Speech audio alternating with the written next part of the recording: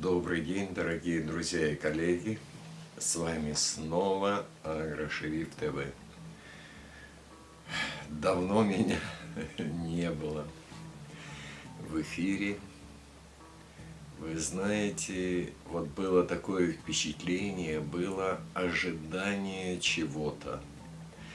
И к великому сожалению, это ожидание, вот оно исполнилось, но не в очень хорошем формате.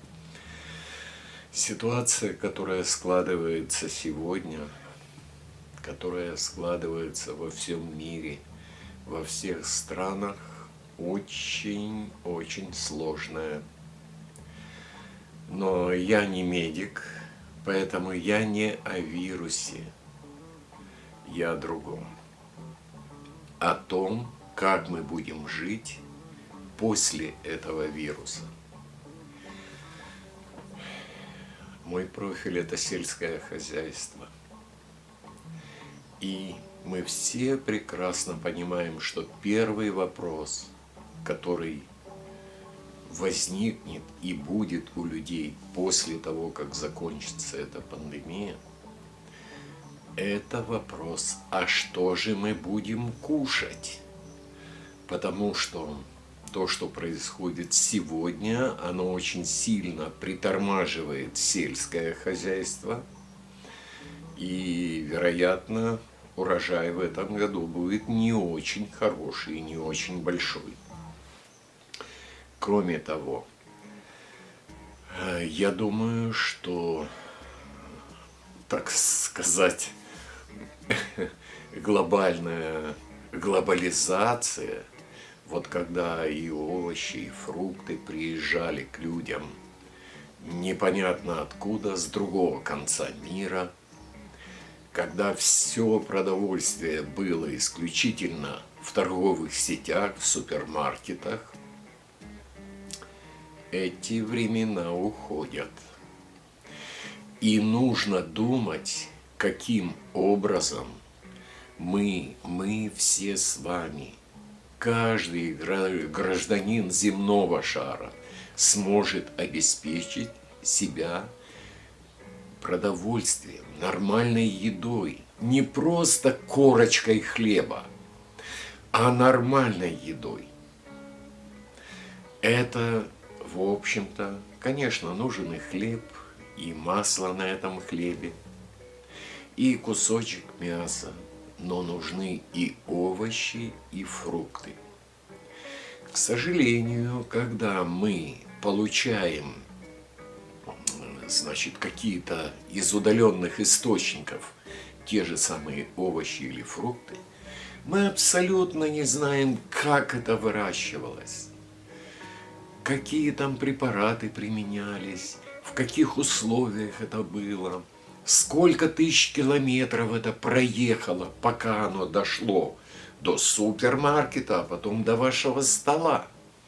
Поэтому стоит внимательно задуматься, как уйти от этой глобализации, скажем так, к локализации. Сегодня с применением, с использованием современных технологий любая страна, любой небольшой регион вполне может себя обеспечить всем необходимым для того, чтобы покушать. Я не знаю, этот вопрос, вот как-то он не стоял до сегодняшнего дня. Но я думаю, что ближе к осени этот вопрос очень многие будут задавать. Потому что я сомневаюсь, что очень быстро и хорошо восстановится вот эта вот система глобальной доставки помидорчиков там из Южной Африканской Республики куда-нибудь там, я не знаю, в Англию или неважно куда. То есть это серьезный вопрос. Но и этот вопрос решается. Израиль в свое время прошел через очень жесткие условия. То есть была блокада. Не было продовольствия. Страна только родилась. Я говорю о 50-х, 60-х годах прошлого века. И в Израиле была жесточайшая карточная система. Людям нечего было кушать. Но выжили. И когда правительство занялось реальным делом, не вот этими всякими ля-ля-фа-фа и там дележкой портфелей, а когда занялось реальным делом, то буквально в течение 2-3 лет удалось полностью реформировать, реорганизовать сельское хозяйство в Израиле. И с тех далеких времен Израиль, в принципе, полностью обеспечивает себя продовольствием. Да, есть часть продовольствия, которая экспортируется, и часть импортируется. Но это не очень большая часть, и при необходимости вопрос легко решается с локальным обеспечением всей необходимой продукции. Тем более, еще раз повторяю, с применением современных технологий. А современные технологии позволяют это сделать.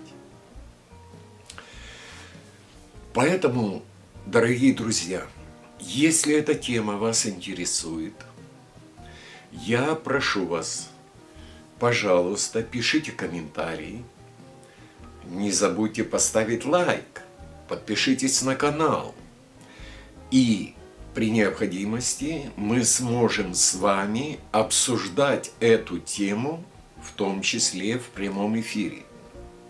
Вопрос крайне серьезный. Да, я понимаю, сейчас у всех паника, там пандемия, вирус, марлевые повязки и так далее. Но холодильник пока что еще относительно заполнен. Но холодильник, он не очень большого размера, и в нем постепенно все это закончится. И вопрос о нормальном, полноценном, качественном питании, он встанет перед каждым из вас. Наша тенденция вот во всем мире, урбанизация, значит, все там едут жить в городах и так далее. В сельской местности мало людей остается. Но практика вот того же Израиля, она показывает, что да, нет проблем. В сельском хозяйстве занято всего-навсего 3,2 или 3,4% всего населения Израиля. И этого хватает. Почему? Технологии. А вы знаете, что вообще земель, сельхозземель в Израиле каких-то несчастных 350 тысяч гектаров. То есть это вообще, ну как бы ничего.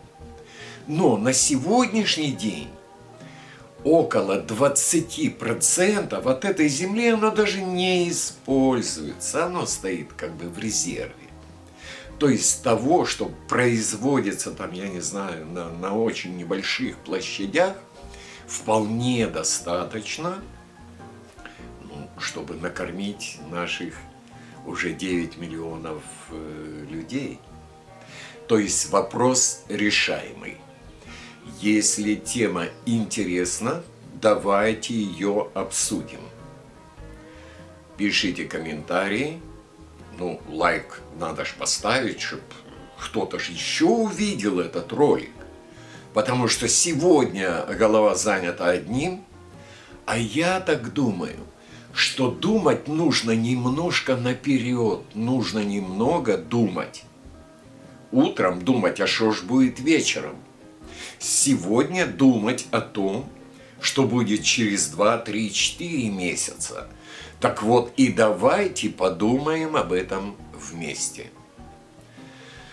С вами был Агрошериф ТВ. Всего доброго.